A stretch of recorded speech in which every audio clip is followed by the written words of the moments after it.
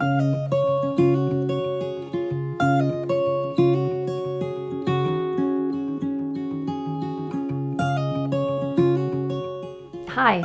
in this lesson I'm going to be showing you how to sharpen a curved gouge. Now, if you're watching this video, you may either be just starting to carve, or maybe you have discovered some old carving tools that need to be touched up. But what I'm going to do, I'm going to show you step-by-step process of getting your tools razor sharp. Now, if you've ever carved with dull chisels, you know how frustrating that can be. And I would definitely encourage you to make sure before you start to carve, and so you don't get frustrated and stop carving, I would suggest that you make sure your tools are very sharp before you even start. It'll make the whole process of wood carving so much more pleasant. Now, the very first time that I started carving, I had a very dull gouge, but I also had a big mallet. And it certainly helped because it actually got the gouge through the wood, but it's not really the recommended way to carve. Probably not the safest either. So definitely take the steps that I'm going to show you, try out the process, and I know that you'll just be so much more pleased with the outcome when you can just slide those tools through the wood, and then it just sort of whispers as the curls of wood come twisting up.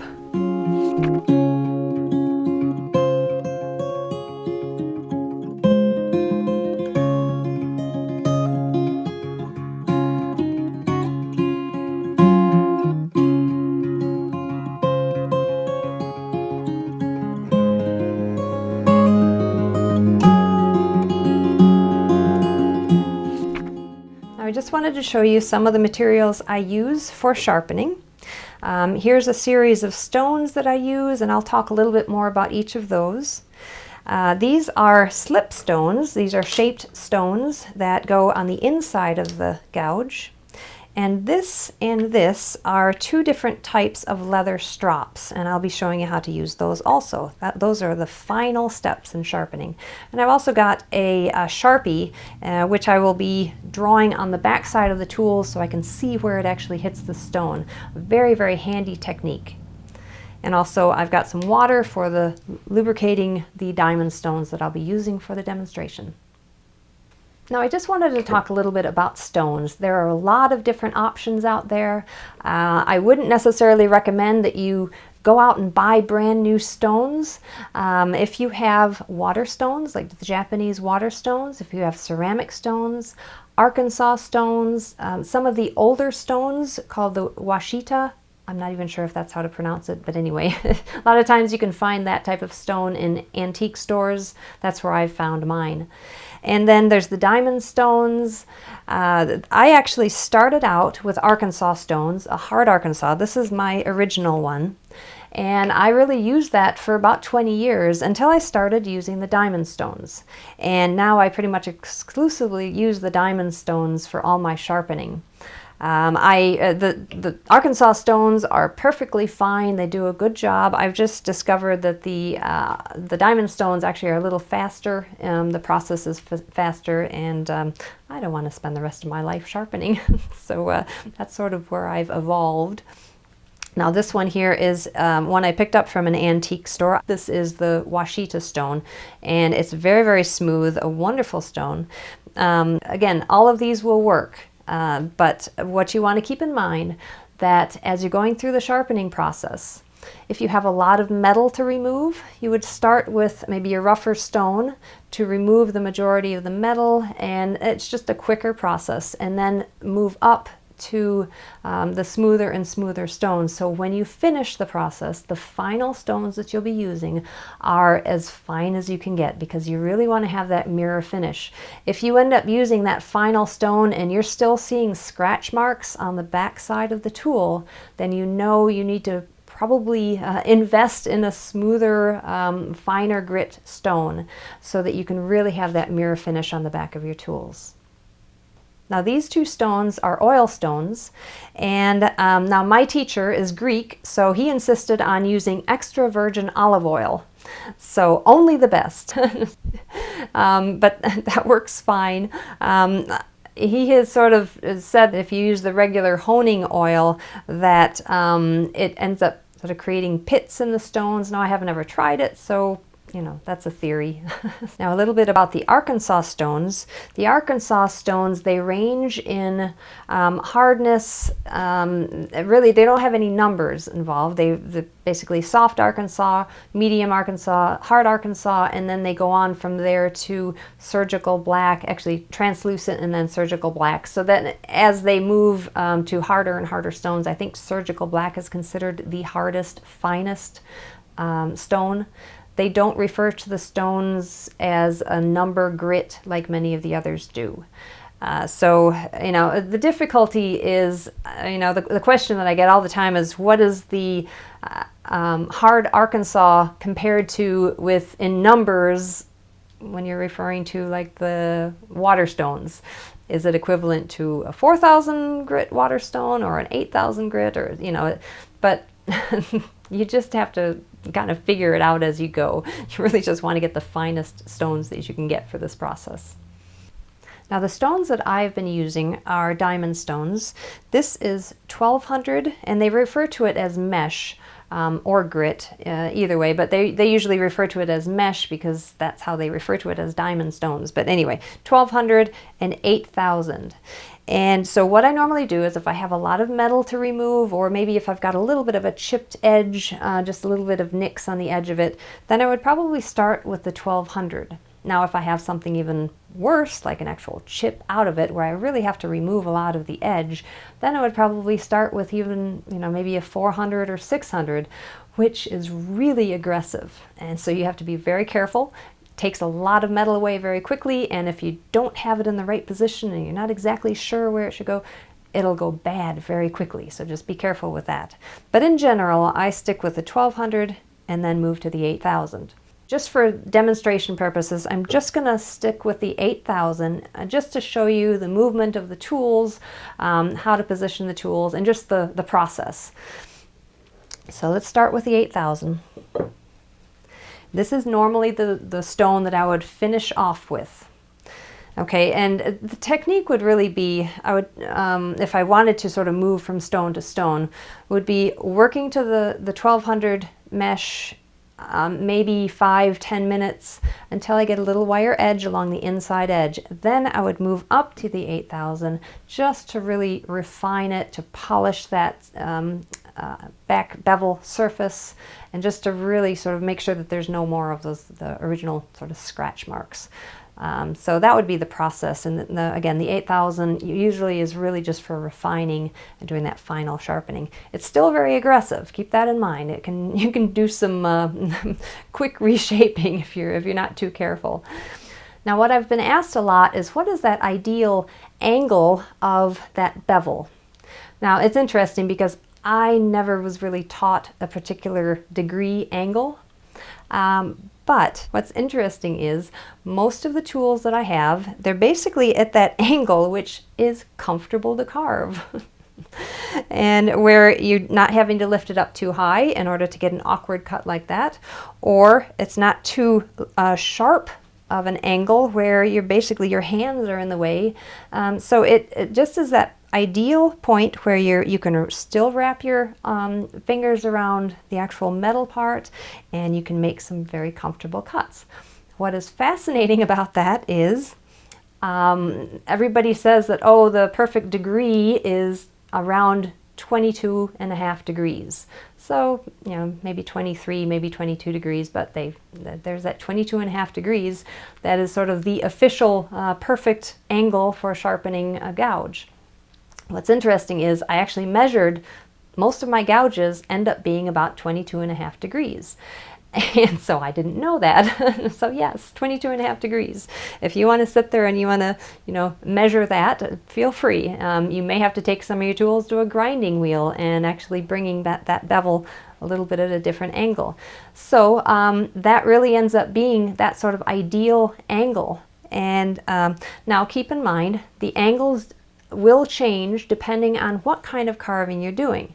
If you're going to be only doing very soft wood, if you're only going to be carving basswood, if you're and you know that you probably won't have to deal with a lot of very hard woods, or you won't have to worry about damaging the blade, then you would end up angling the tool in accordance with that. If you know you're going to be taking and using a mallet, and you're going to be doing a lot of sculpture work, and you're going to be doing real dense wood, then the angle of the tool will actually be larger than the 22.5. So, you know, those are things to consider. It really depends on what you're wanting to carve.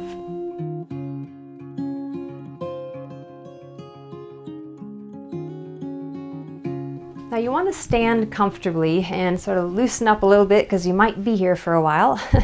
And you want to stand maybe about 12 inches away from the bench.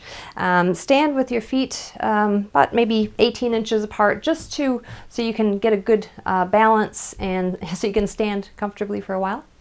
And now I want to take and just put a little bit of water on the stone. Now the manufacturers of the diamond stones quite often recommend either using water or water with a little bit of detergent. And I have heard that the cleaning detergent Simple Green is used by a lot of woodworkers for that purpose, simply because there's not a lot of chemicals in that soap, and I've just heard that people use it a lot. Now I just simply use water. But make sure that if you're just using water, or if you're using water with soap, make sure that you wipe it off when you're finished, because it's very possible that just having water on this for long periods of time, it will end up rusting it. So that's something you want to just be careful of. Don't have to worry about that with oil stones, but definitely with water stones, you need to make sure that they're nice and dry when you're finished. Now before I put this on the stone, I'm going to take a Sharpie, and I'm just going to take along the back side, and this is going to give me an idea of where or whether I'm hitting this stone correctly in the right position. Okay, so wherever it wears away, that is where it's hitting the stone. And I want that to pretty much be from the base all the way to the tip. So if, for instance, it only sort of grinds away right at the tip, then I've got it raised up too high and I need to lower it down a little bit. If it just hits this base, then I need to raise it up. So, you know, that's where you determine whether you have it positioned correctly. So just take this and rock it until you can feel a flat. Now there are going to be times when you have tools that maybe need a lot of repair, you're not going to have a flat bevel. So that sort of rocking and trying to feel the flat is not going to happen. So you want to just take and try to use that, and then you can kind of estimate. Then wrap your hand around the handle of the tool, and then I'm going to lock my elbow. And then what I'm going to do is I'm actually going to move my body left to right along that stone. And the reason I'm doing that is I'm really trying to keep as consistent of a movement as possible as I'm moving along. If I'm just going to take my arms like that and rotate like so, it's going to end up being this very sort of flexible movement. There's not going to be a lot of locked in movement. And there's a real possibility of, in that process of just going like that, it's one side or other is going to be pressing too hard. Something uneven is most likely going to be happening. So that's why I try to just come across, and as I move across the stone, the only part that is going to be moving is my wrist, or the only part that's going to be twisting. Elbow locked, and then just move side to side.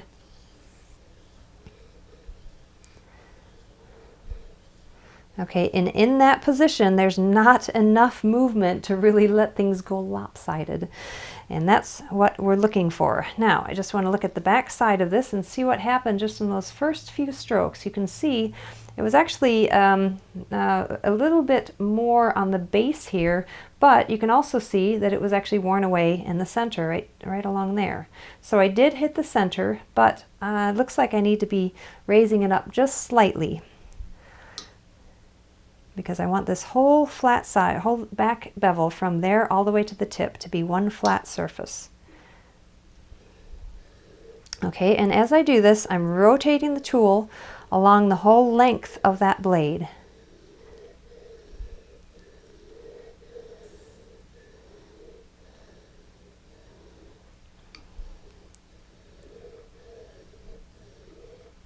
All right, look back at it, and all right, it's looking pretty good, and just need to keep on going a little bit. It's certainly hitting that whole back side.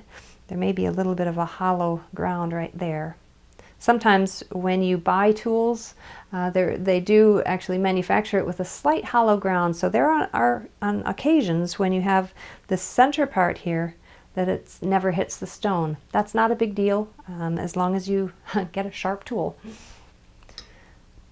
Okay, so I continue to rotate it across the stone, and now if I turn it too much, if I twist it too much, more than the actual curve of the gouge, what's going to happen is these corners are going to be rounded over. And if you look at the fishtail gouges, they sort of splay out and get wider at the ends. The nice thing about fishtails is having those nice little sharp corners. Well, if you knock off or soften those corners, the whole benefit of having a fishtail gouge is sort of lost. So we really want to make sure that as you're doing this, you're just going along the edge and then coming back and continuing. Now there are times when you may want to take and round over those corners. I wouldn't necessarily recommend doing that with fishtails, but here are the straighter gouges. Sometimes not having those sharp corners are a benefit in certain types of carving, such as when you're carving, let's say for example, beads upside down, and you're making these cuts like that. If you've got it straight across, those corners, as it sort of goes over that shape, are going to hit the background first, and then the center is going to hit later. So what's going to happen is you're going to have these things dig into the corner. If you sort of round off those corners, everything will sort of hit that background at the same point. So there are times when you may want to customize it that way, but in general, you want it to pretty much, as you're looking at it like this, the blade goes straight across. Now also, if you don't turn it enough, if you don't rotate it enough and complete that whole edge, what's going to happen is you're not going to hit the outside corners. Those outside corners will be sticking high then. You'll actually look at it like this and it will scoop down and then raise up at the corners. So you don't want that either. Okay, and then you do this, and I would say on average, depending on how much metal you need to remove, on average you would probably be sharpening anywhere from 10 to 15 minutes, maybe 20 minutes if you have more metal to remove. But the diamond stones are pretty aggressive. It's been a long time since I've spent more than a half an hour on a gouge, but sometimes if it just starts doing some strange things, unexpected things, or if it's been placed on the stone incorrectly and then you have to fix it. Basically you should be able to get through the sharpening process, you know, within a half an hour. And so just, take that time, relax, put the music on, and then just swing to the music. Okay, now I fast forwarded a little bit and I got to the point where I just keep going in this direction until I get a little wire edge along the entire inside edge of that. And you can test that by just taking your fingernail and just dragging up in that direction, not that direction, drag away from the blade, just to sort of feel and see if you can feel this little click of metal along that edge. Okay, and also if you just be very careful. At this point the tool is getting very sharp. If you don't have fingernails, just take your finger very gently and go along the edge. Again, in that direction. Not in reverse, but you can sometimes feel it just along that edge, little tiny just sort of edge that you can feel. All right, and then what I'm going to do is take my slip stones and we're going to get rid of that wire edge.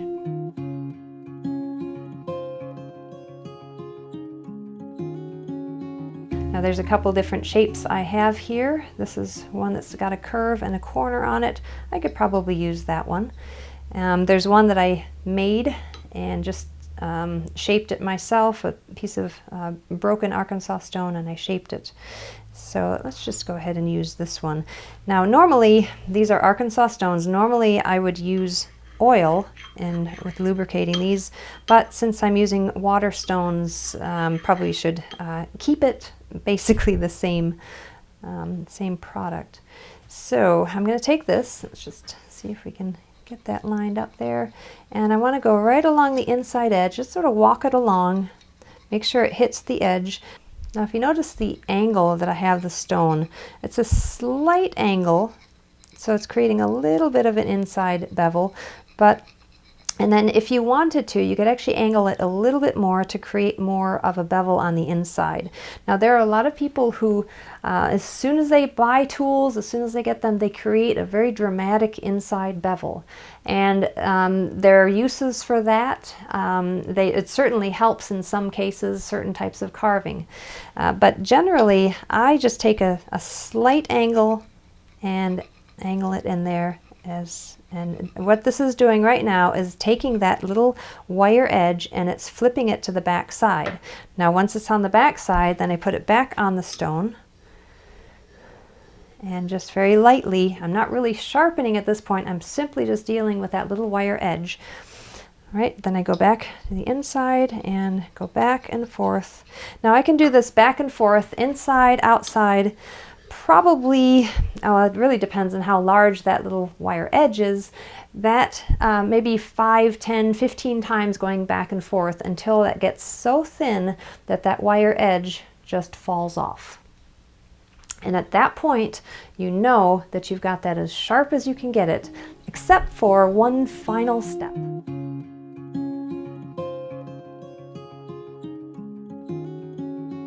Now this next step is used as the final step in the sharpening process, but I also use it as I'm carving.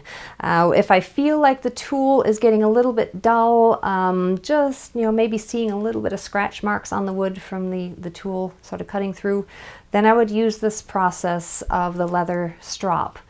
And I just want to show you what I've done here. These are several different radiuses of wood that I made, and this is actually a V chisel, so if you look at it from the angle, it's a sharp V.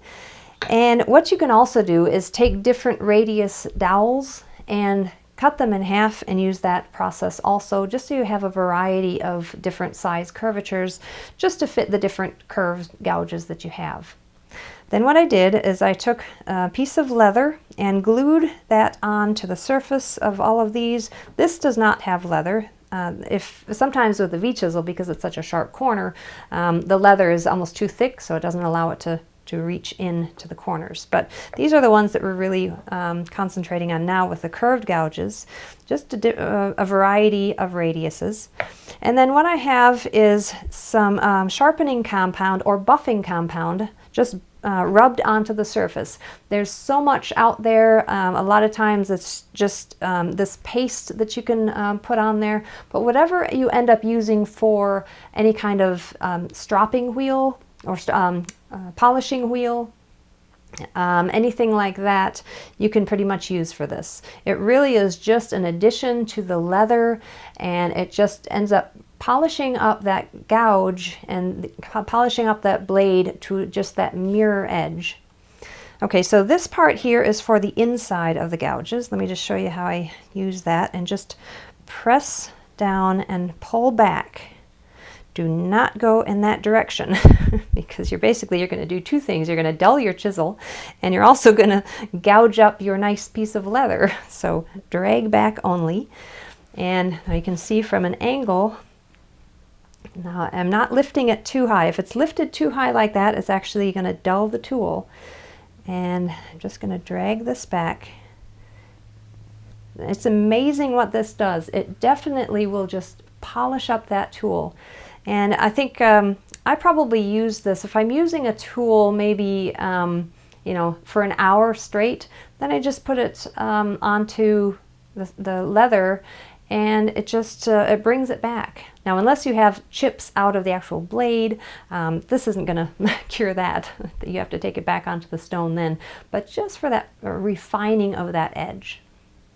Now let me show you this other one. This is for doing the back side, and this is just a piece of scrap leather, and the compound that I have on this, it's silicon carbide powder. And silicon carbide powder is what jewelers use for polishing stones.